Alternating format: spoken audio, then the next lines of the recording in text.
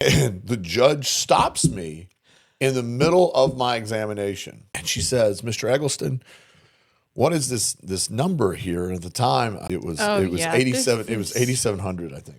It was the amount, the cap.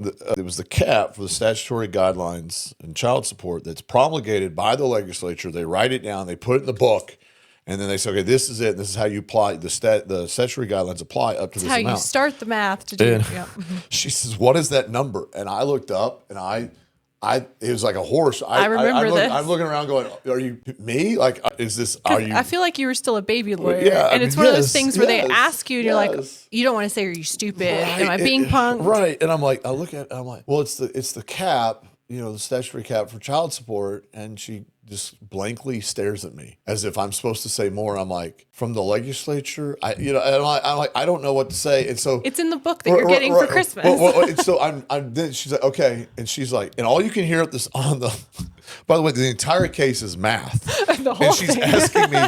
And so she gets the book out and all I can hear is, she's up there trying to find it in the book. And I'm like, none of my questions even matter at this point. She's over there trying to figure this out. So anyway, that's my you brought it up. So that's my very first source. I didn't bring by the up. way, if you go to court and the judge is asking you or your lawyer how to do the math for child support, that's a horror story. It's a problem. It's spooky.